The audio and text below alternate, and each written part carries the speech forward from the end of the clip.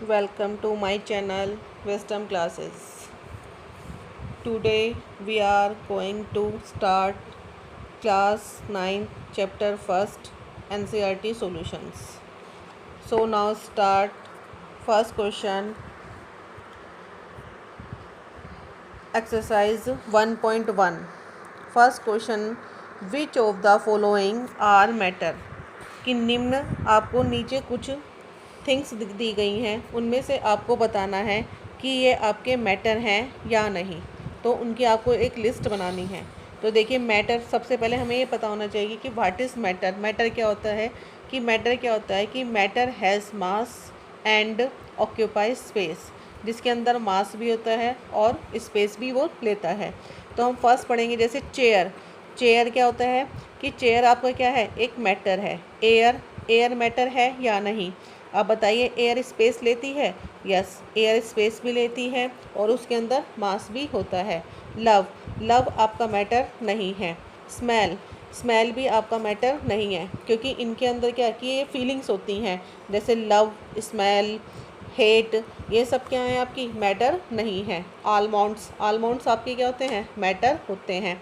Thoughts आपके matter नहीं होते हैं। कोल्ड क्या है, कोल्ड मीन्स जो जुकाम हो जाता है, ये सब क्या है, मैटर नहीं है। लेमन वेस्ट क्या है आपका, कि लेमन वाटर जो आपका मैटर है। स्मेल ऑफ परफ्यूम क्या है, कि आपकी मैटर है। तो ये जो आपको सॉल्यूशंस दिए गए हैं नीचे कि फॉलोइंग सब्सटेंसेस आर मैटर, कौन कौन से हैं, कि chair, air, almonds and lemon water. 4 things हैं जो हमारी क्या हैं, मैटर है। नेक्स्ट क्वेश्चन है हमारा, give reason for the followings observation, कि आपको रीज़न बताना है फॉलोइंग ऑब्जर्वेशंस का। कि फर्स्ट आपका है कि the small of hot sizzling food reaches you several metres away but to get the smell from cold. ये चीज़ आपने भी नोटिस की होगी, जो गर्म खाना बनता है उसकी स्मेल हम काफ़ी दूर से ही महसूस कर लेते हैं, कई मीटर तक महसूस कर लेते हैं। बट जो कोल्ड फूड होता है उसकी महक हमारे नाक तक नहीं आ पाती है। ऐसा क्यों होता है? तो इसके लिए हमें क्या रीज़न है कि आपको पता है, जब गर्म एयर उड़ती है, गर्म खाने से वेपर्स निकलती हैं, वो क्या होती हैं, आपकी हॉट होती हैं। हॉट होने की वजह से क्या होती हैं, वो एयर के अंदर मिक्स हो जाती हैं, मिक्स इजीली हो जाती हैं और ऊपर की तरफ को मूव करती हैं। उनकी काइनेटिक एनर्जी क्या होती है, हाई होती है। इस वजह से वो बहुत जल्दी हमारे नाक तक आ जाती हैं।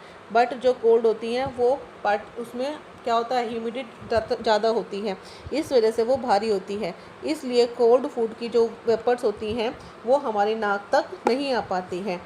Sense the smell of hot sizzling food reaches a person even at A distance, इसलिए हॉट सीजलिंग फूड की स्मेल हमारी नाक तक जल्दी आती है। नेक्स्ट क्वेश्चन है आपका, a diver is able to cut through water in a swimming pool. Diver कौन आता है, जो पूल के अंदर, स्विमिंग पूल के अंदर क्या करते हैं, मूव करते हैं। तो किस प्रॉपर्टी के कारण वो इजीली उसके अंदर मूव कर पाते हैं? और जब वो मूव करते हैं तो आपने देखा, क्या ऑब्जर्व किया है, क्यों मूव कर पाते हैं?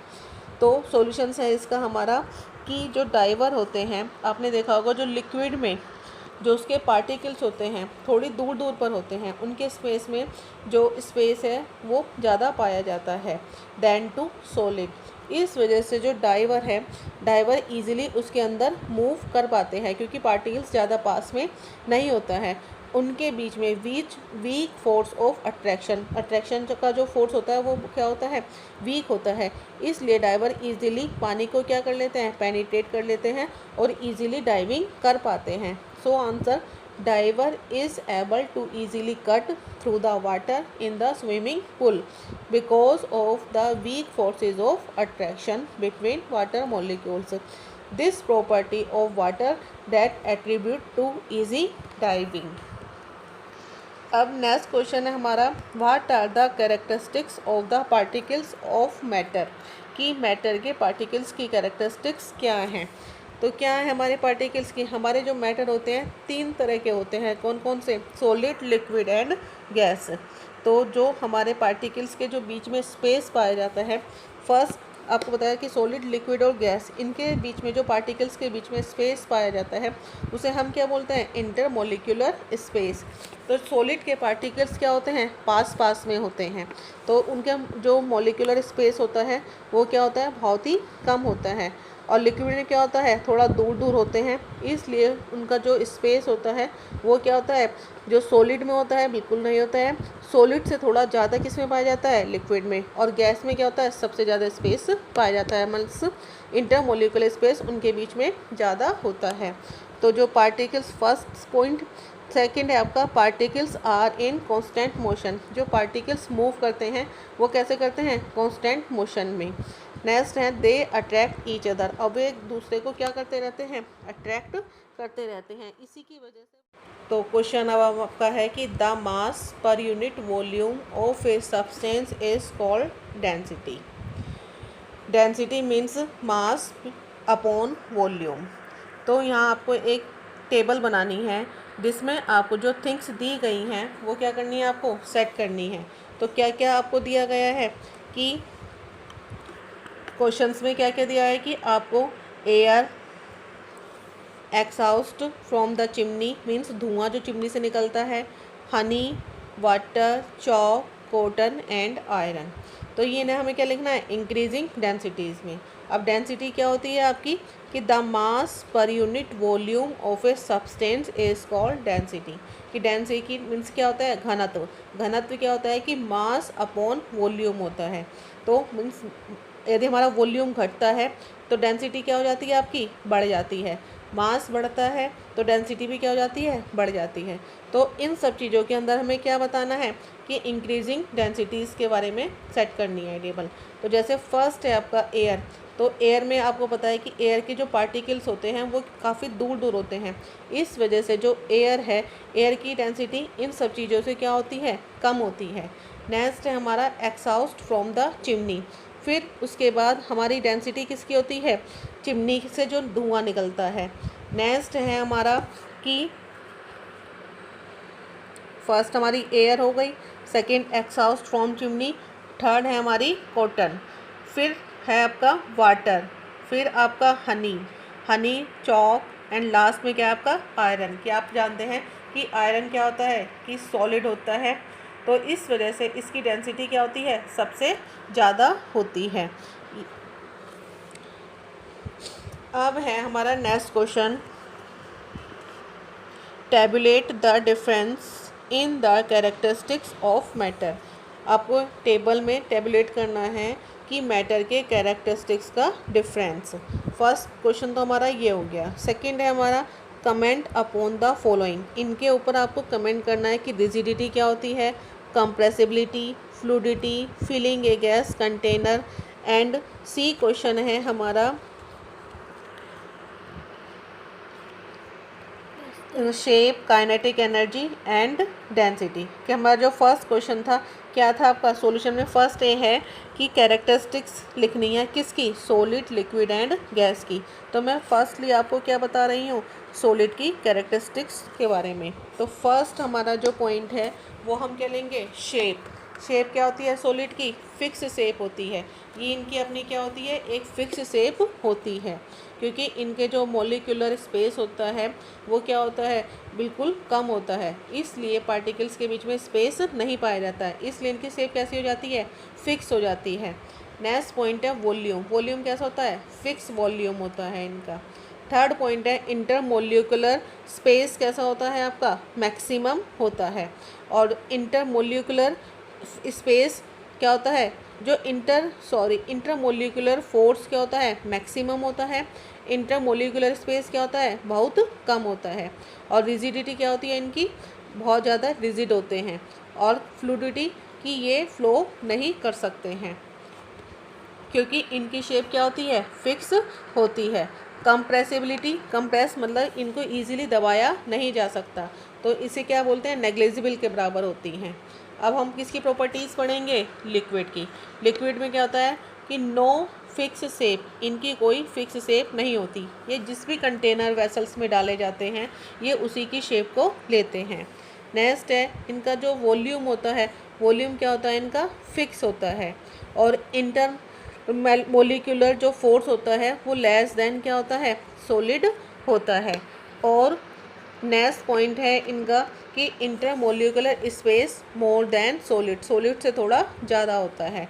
और कंप्रेसिबिलिटी क्या होती है, नॉट रिजिड, ये इनको दबाया ज़्यादा नहीं जाता, कम दबा सकते हैं, रिजिड नहीं होते हैं एक तो ये।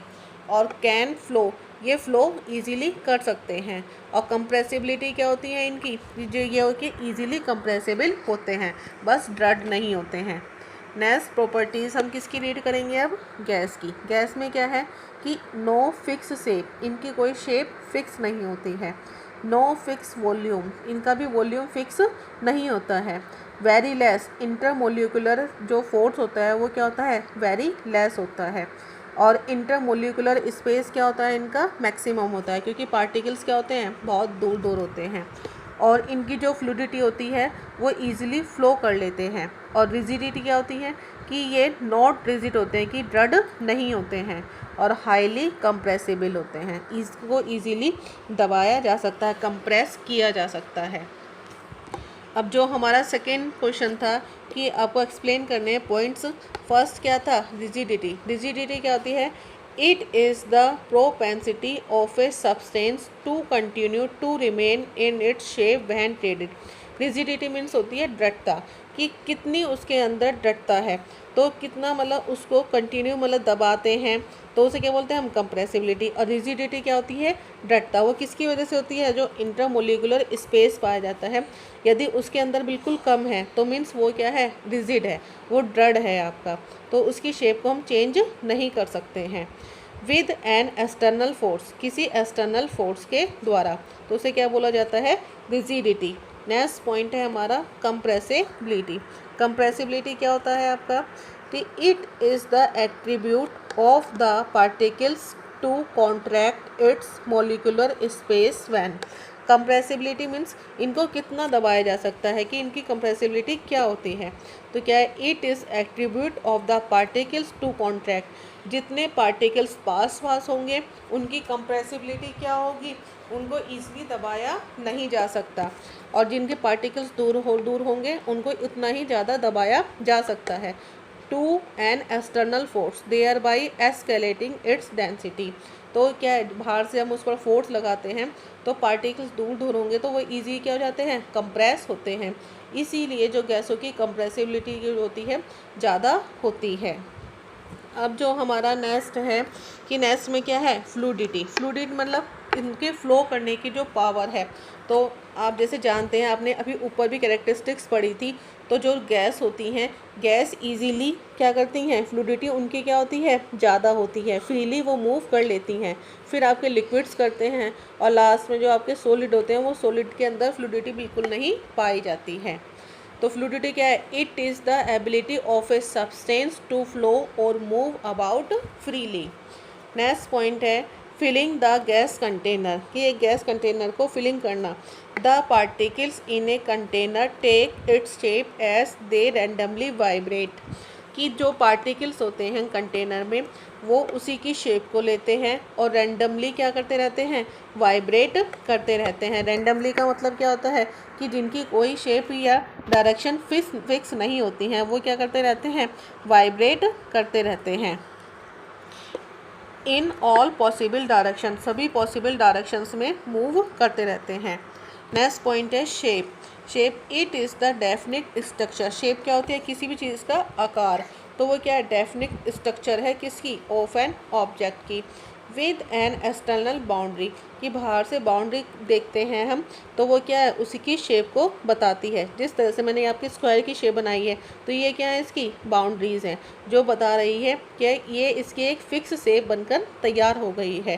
तो इस बाउंड्री की वजह से किसी भी थिंग्स की जो शेप बनती है।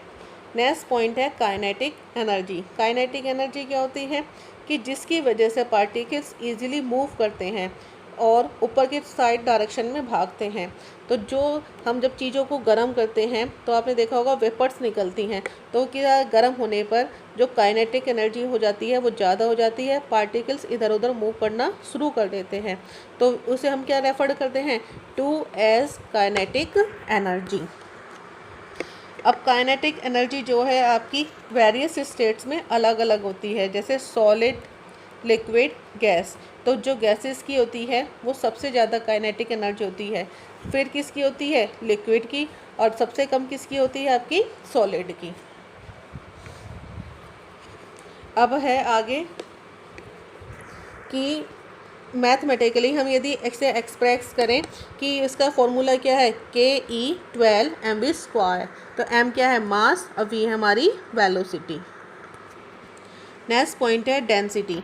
डेंसिटी क्या है, it is the mass of a unit volume of a substance. Density क्या होती है कि एक यूनिट का मास, एक सब्सटेंस की वॉल्यूम जो होती है उसे क्या बोलते हैं, डेंसिटी। मीन्स क्या है कि डेंसिटी का मैंने आपको पहले फॉर्मूला बताया था, D=m/v। तो ये क्या है, it is the mass of a unit volume of a substance. It is expressed as D=m/v, जहाँ पर D डेंसिटी है, m आपका मास है, और v क्या है, हमारा वॉल्यूम है। अब है आपका question, give reason. A gas fills completely the vessel in which it is kept. कि एक गैस को जब हम फिल करते हैं कम्प्लीटली तो वेसल्स में, तो विच इट इज़ केप्ट, यह रखी जाती है। क्योंकि आपको पता है गैस के जो पार्टिकल्स होते हैं वो दूर दूर होते हैं, और दूर होने की वजह से उन्हें कंप्रेस इजीली किया जा सकता है। सेकेंड क्वेश्चन है, a gas exert pressure on the walls of container. A gas लगातार कंटेनर की वाल्स पर क्या डालती रहती है, प्रेशर डालती रहती है। अब इनके थर्ड क्वेश्चन है, a wooden table should be called. जो वुडन टेबल होती है हम उसे सॉलिड क्यों बोलते हैं। फोर्थ क्वेश्चन है, वी कैन ईजिली मूव। हम ईजिली मूव करते हैं our hand in the air में, but to do the same thoughts a solid block of wood we need a karate expert. हम ईजिली मूव कर सकते हैं अपने हाथ को एयर में, लेकिन to do same through a solid block, यदि हम एक सॉलिड ब्लॉक के साथ, लकड़ी के एक सॉलिड ब्लॉक के साथ करें तो हमें किसकी आवश्यकता होती है, एक कराटे एक्सपर्ट की।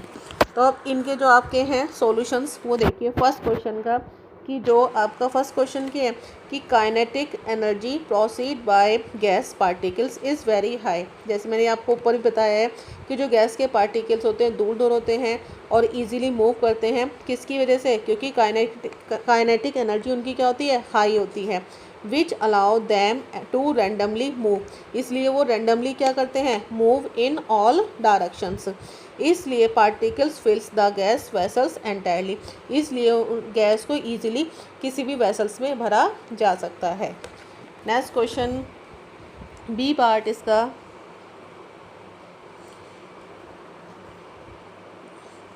Gas molecules possess high kinetic energy due to which they are under constant motion inside। जो गैस के मॉलिक्यूल्स होते हैं वो हाई काइनेटिक एनर्जी पोसेस करते हैं, इसकी वजह से जो उनकी कांस्टेंट मोशन जो होती है वो इनसाइडली क्या होती रहती है, लगातार होती रहती है। इसलिए वो जो कंटेनर की वॉल्स होती हैं उन पर लगातार क्या रहते हैं, लगातार मूव करते रहते हैं, और इससे क्रिएट होते हैं वाइब्रेशंस, और प्रेशर लगता है किस पर, वॉल्स के ऊपर, वाइब्रेशंस की वजह से, क्योंकि लगातार उसके पार्टिकल्स वॉल से क्या रहते हैं, टकराते रहते हैं। इस वजह से वाइब्रेशंस बनती हैं, और वाइब्रेशंस की वजह से जो प्रेशर वॉल्स के ऊपर पड़ना शुरू हो जाता है। थर्ड है कि वुडन टेबल को हम सॉलिड क्यों बोलते हैं, क्योंकि वुडन टेबल में आपने देखा है कि जो उसके पार्टिकल्स होते हैं बिल्कुल सटे हुए होते हैं, उनकी डेफिनेट साइज़ होता है, डेफिनेट शेप होती है, इंटरमोलिकुलर अट्रैक्शन वेरी क्लोज होता है, बहुत पास पास उसके पार्टिकल्स होते हैं, और इनकी जो शेप रिजिड होते हैं, कैन नॉट बी कंप्रेस। जो ये सारी प्रॉपर्टीज़ हैं वो किसकी होती हैं, एक सॉलिड की। इसलिए हम उसको क्या बोलते हैं, वुडन टेबल को, कि एक wooden table is a solid. Next है आपका इसमें डी पॉइंट क्या है कि molecules in gases are loosely packed as compare to solid molecules. जो गैसेस के मॉलिक्यूल्स होते हैं वो क्या होते हैं, लूजली पैक्ड होते हैं, किससे, सॉलिड मॉलिक्यूल से, विच आर डेंसली पैक्ड, इसलिए इनको क्या करते हैं, डेंसली पैक्ड करते हैं। Hence we are easily able to break, इसलिए वी आर ईजीली है एबल टू ब्रेक करना फोर्स ऑफ अट्रैक्शन का। When we move our hand, इसलिए हम हवा में अपने हाथ को ईजिली घुमा पाते हैं, बट तब हम इसे कब पाते हैं difficult, to break through a solid which a karate expert is able to smash with the application of a lot of force. क्योंकि आपको पता है जो कराटे एक्सपर्ट होते हैं वो एक लॉट ऑफ फोर्स लगा पाते हैं, इस वजह से वो इजीली उस जो सॉलिड उन्होंने लिया अपने उसमें, तो इजीली मूव हैंड्स को करा पाते हैं। नेक्स्ट है हमारा कि liquids generally lower have a lower density, जो लिक्विड्स होते हैं वो लोअर डेंसिटी रखते हैं दैन टू सॉलिड, क्योंकि सॉलिड की डेंसिटी क्या होती है, ज़्यादा होती है। But you must have observe that ice float, लेकिन आपने देखा होगा कि आइस फ्लोट करती हैं वाटर पर। फाइंड आउट, तो आपको पता है कि वाटर पर आइस को हम इजीली फ्लोट करा पाते हैं, किस वजह से ये पॉसिबल है, तो ये किस वजह से पॉसिबल है, ड्यू टू डेंसिटी, क्योंकि जो डेंसिटी होती है आइस की वो क्या होती है, लेस देन होती है, बहुत कम होती है देन टू वाटर। इस वजह से लो डेंसिटी के कारण बर्फ़ इजीली किसके ऊपर तैर पाती है, हमारे वाटर के ऊपर। अब हमारा जो क्वेश्चन है, convert the following temperatures to Celsius scale. आपको इसमें जो केल्विन में आपको टेम्परेचर दिया गया है, ये किस में चेंज करना है आपको, सेल्सियस स्केल में। और सेल्सियस स्केल के लिए आता है, जो 0 डिग्री सेल्सियस होता है वो कितने के बराबर होता है, 273 केल्विन के बराबर। तो जो केल्विन आपको दे रखा है, तो केल्विन में से सिर्फ आपको क्या माइनस करना है, 273 डिग्री सेल्सियस को माइनस करना है। इससे हमारा क्या निकल के आ जाएगा, डिग्री सेल्सियस में आंसर। तो जो भी क्वेश्चन इस तरह से यदि केल्विन में दे रखे हैं आपको और किस में करवा रहा है, डिग्री सेल्सियस में, तो उसे किस में से माइनस करना, ओनली 273 से माइनस करना है, जो डिग्री सेल्सियस में आंसर आपका आ जाएगा। What is the physical state of water. अब आपको फिजिकल स्टेट बतानी है वाटर की। एट किस पर, फर्स्ट टेम्परेचर आपका दिया है 250 डिग्री सेल्सियस और बी में क्या दिया है, 100 डिग्री सेल्सियस। तो आप जानते हैं जो वाटर होता है, वाटर का बॉइलिंग पॉइंट क्या होता है, 100 डिग्री सेल्सियस। इस टेम्परेचर पर हमारा जो वाटर है वेपर्स बनना शुरू हो जाता है। और जो हमारा फर्स्ट आंसर है वो क्या है, हमारा 250 मीन्स किससे ऊपर है, हमारे बीपी से ऊपर है। इस वजह से ये जो है आपका किस में होगा, आपका गैसेस फॉर्म में होगा। तो सेकंड है हमारा 100 डिग्री सेल्सियस। तो 100 डिग्री सेल्सियस में जैसे मैंने अभी बताया कि ये क्या है, इसका बॉइलिंग पॉइंट है। इस वजह से जो आपका यहाँ पर वाटर है वो धीरे धीरे वेपर्स बनना शुरू हो जाएगा। अब है आपका question, for any substances why does the temperature remain constant during the change of state. किसी भी सब्सटेंस के लिए कि जो टेम्परेचर स्थिर रहता है, तो स्टेट की जो चेंज है ड्यूरिंग कैसे होता है, तो it is due to the latent heat. ये किसकी वजह से होता है, latent heat. As the heat supplied, कि जो आपकी हीट है वो सप्लाइड होती है to increase the temperature of the substance is used up to transform the state of matter of the substance, hence the temperature stay constant. It is due to the latent heat. Latent heat का मतलब क्या है कि आपका जो किसी भी जो सब्सटेंस आपको है उसको जब हम गर्म करते हैं, उसको गर्म करने के लिए जो हीट दी जाती है तो उसे क्या बोलते हैं, लेटेंट हीट। तो उसकी जो स्टेट को चेंज करने के लिए जो हीट दी जा रही है, टेम्परेचर दिया जा रहा है, वो क्या है, उसकी लेटेंट हीट। 1 kg सॉलिड को जब गर्म करते हैं और जो टेम्परेचर दिया जा रहा है वो क्या है, उसका latent heat. Hence the temperature stay, इसलिए जो टेम्परेचर होता है उन पार्टिकल्स का, उनका जो मटेरियल है गर्म करना है, उनका क्या रहता है, स्टे कांस्टेंट रहता है।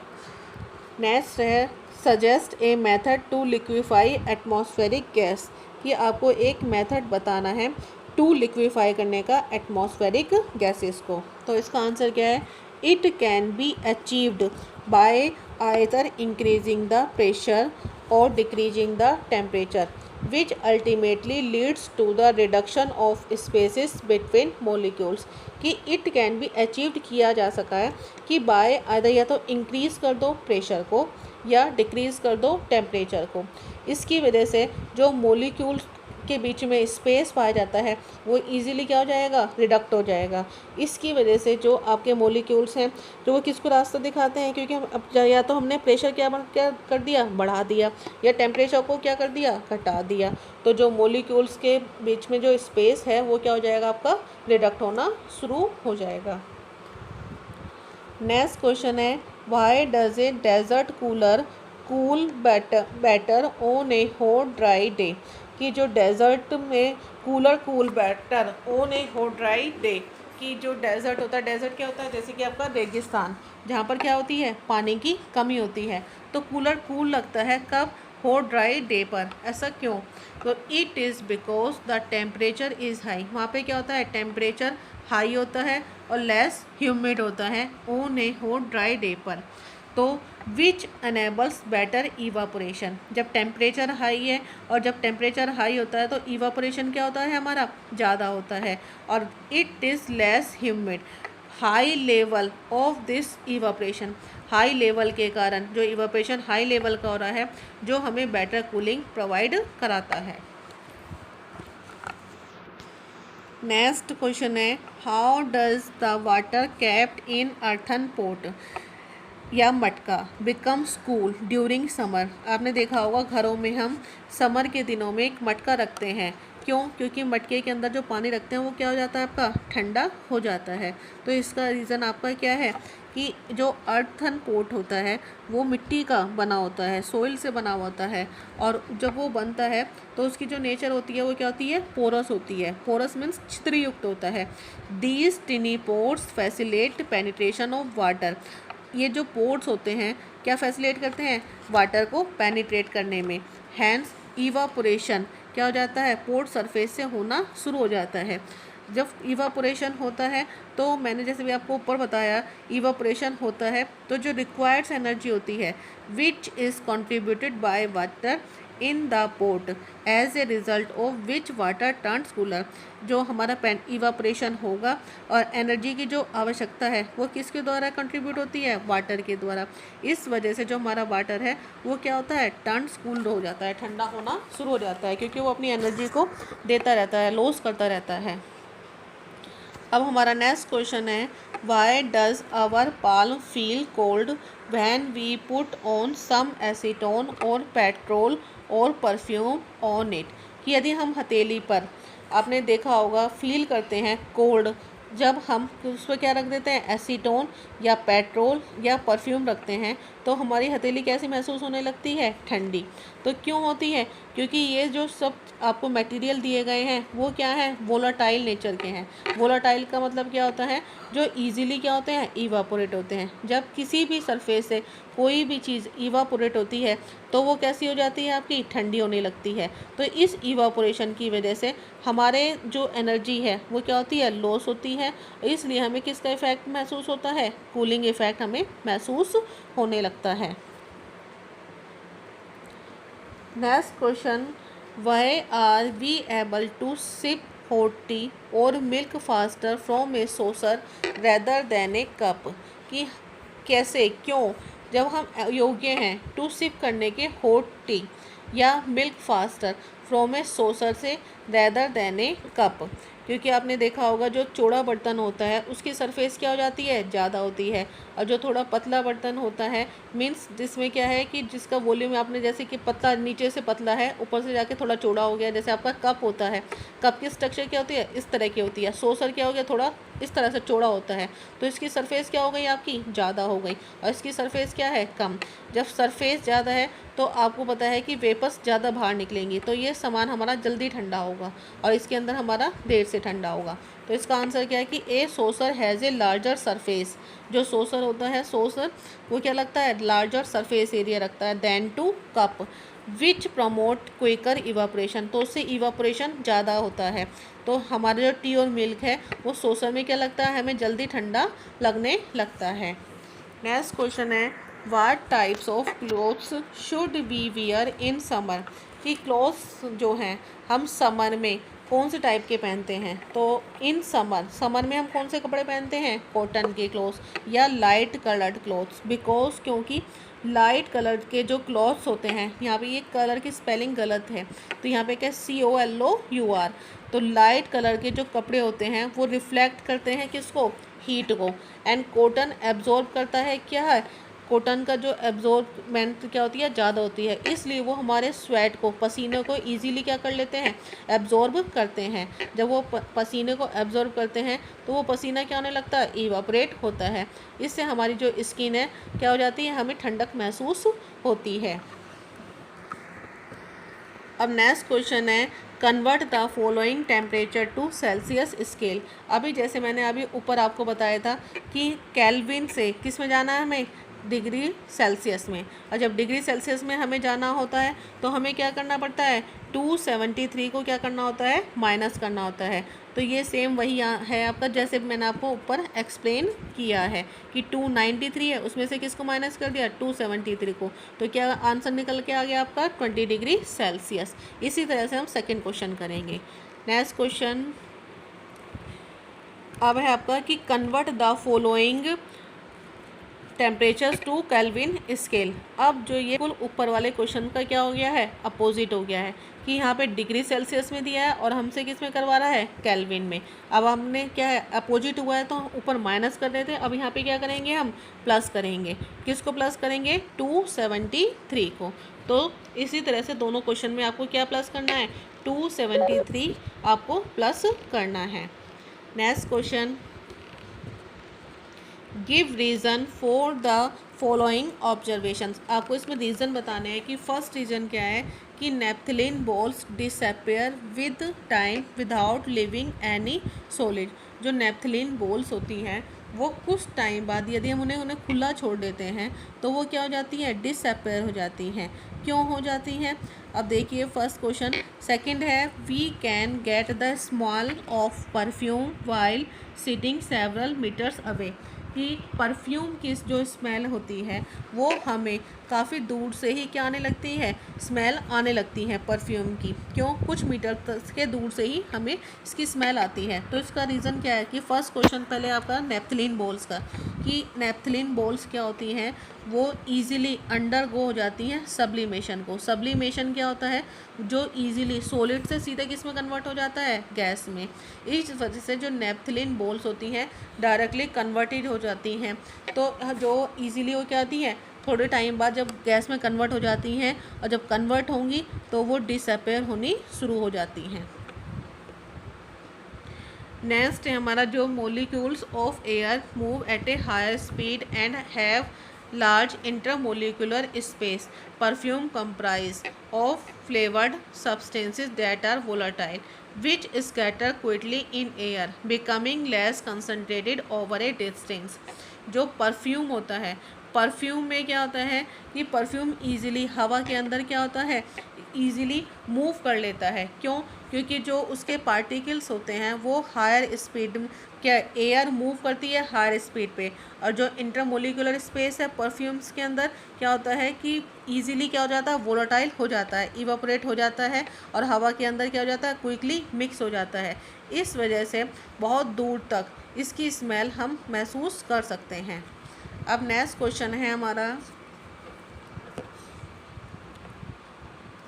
Arrange the following in increasing order of forces of attraction between the particles.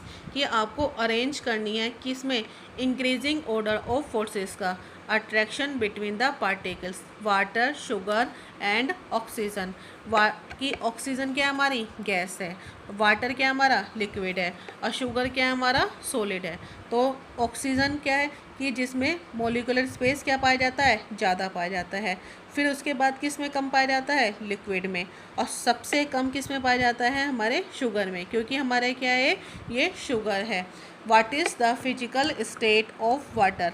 अब हमें क्या बतानी है, फिजिकल स्टेट बतानी है किसकी, एट वाटर पर 25 degree Celsius, 0 degree Celsius, 100 degree Celsius.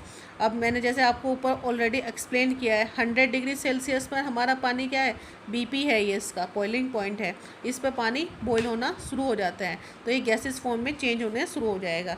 0 degree Celsius पर जो लिक्विड होता है, वाटर होता है, वो क्या करता है, जमना शुरू हो जाता है। और 25 डिग्री सेल्सियस जो इसका क्या है कि जो 25 डिग्री सेल्सियस है will be in liquid form, वो क्या होगा, आपका लिक्विड फॉर्म में ही होगा, क्योंकि ये क्या मोस्टली क्या होता है, नॉर्मल रूम टेम्परेचर ही होता है। तो जो मैंने जैसे 0 डिग्री सेल्सियस फ्रीजिंग पॉइंट हो गया ये आपका, तो आपसे पूछा भी जाता है कि फ्रीजिंग पॉइंट क्या है वाटर का, तो आप क्या आंसर करेंगे, 0 degree Celsius. 100 degree Celsius boiling point है इसका, इसीलिए बहुत लिक्विड एंड गैसेस फॉर्म में दोनों में क्या हो जाएगा, यहाँ पर चेंज हो जाएगा। अब है आपका गिव 2 रीज़न टू जस्टिफाई कि water eight room temperature is a liquid, जो वाटर रूम टेम्परेचर पर क्या होता है, लिक्विड होता है। एंड आयरन अलमीरा is a solid at room temperature, जो आयरन की अलमारी होती है रूम टेम्परेचर पर क्या होती है, सॉलिड क्यों होती है। तो फर्स्ट पहले आंसर देखिए कि फर्स्ट आंसर क्या है, transition in the state of matter of water occurs at 0 degree Celsius and 100 degree Celsius. जो वाटर है जो उसकी स्टेट जो चेंज होती है कैसे होती है, 0 degree Celsius and 100 degree Celsius पर। एट रूम टेम्परेचर पर वाटर कैसा होता है, हमारा लिक्विड फॉर्म में ही होता है, क्योंकि 0 पे क्या करता है, जम जाता है, और 100 पे बॉईल होना शुरू हो जाता है। लेकिन रूम टेम्परेचर पर क्या होता है, वो आपका लिक्विड ही रहता है। नेक्स्ट है आपका melting and boiling point of iron are as high. जो मेल्टिंग पॉइंट होता है इसका और बॉइलिंग पॉइंट होता है लोहे का, वो क्या होता है, हाई होता है। इस वजह से ये रूम टेम्परेचर पर मेल्ट होता नहीं है, इसलिए आयरन अलमीरा क्या मानी जाती है, solid at room temperature. Next है हमारा why is ice at 273 Kelvin more effective in cooling than water at the same temperature, कि क्यों आइस 273 केल्विन पर इफ़ेक्टिव है इन कूलिंग में than water at the same temperature पर। तो हमारा सॉल्यूशन क्या है कि water at this temperature is less effective. जो वाटर होता है 273 मीन्स क्या होता है इसका, 0 डिग्री सेल्सियस, लेस इफ़ेक्टिव होता है than ice, as ice can readily form water through absorption of ambient heat energy as opposed to water which does not exhibit this property as it already possesses additional latent heat of fusion, so does not require extra heat, hence ice cools rapidly compared to water। जो हमारी ice है वो cool लगती है rapidly किससे, water से, eight the same temperature पर। Next question है what produces more severe burn, boiling water और स्टीम। वाट की क्या प्रोड्यूस होगा जब कुछ बर्न होता है, बॉइलिंग वाटर और स्टीम। तो आंसर क्या है कि स्टीम प्रोड्यूस करती है क्या, severe Burns. It is because it is an exothermic reaction. Exothermic reaction क्या होती है, जो एनर्जी को क्या करती हैं, रिलीज़ करती हैं। तो that release high amount of heat, इनसे हाई अमाउंट की हीट रिलीज़ होती है, इसलिए हैड कंज्यूम ड्यूरिंग वेपोराइजेशन, कब, जब वेपोराइजेशन आपका होता है।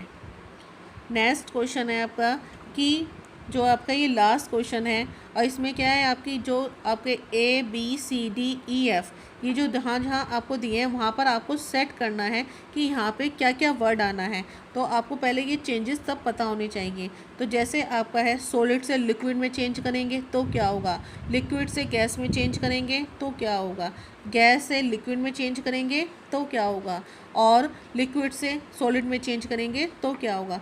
तो ये सारे स्टेप इस तरह से हमको बताने हैं। तो आपका सॉल्यूशन क्या है कि फर्स्ट है आपका मेल्टिंग। में, या इसे फ्यूज़न भी बोलते हैं या लिक्विफैक्शन। क्योंकि देखिए अपने क्वेश्चन में देखिए कि मेल्टिंग क्यों है ये, क्योंकि आपका जो सॉलिड है वो किस में चेंज हो रहा है, आपका लिक्विड में। तो सॉलिड लिक्विड में चेंज हुआ तो क्या हो गया, मेल्ट हो रहा है। तो इसे हम बोल सकते हैं मेल्टिंग। और या फ्यूजन भी क्यों बोलते थे, क्योंकि सॉलिड किस में फ्यूज हो रहा है, लिक्विड में।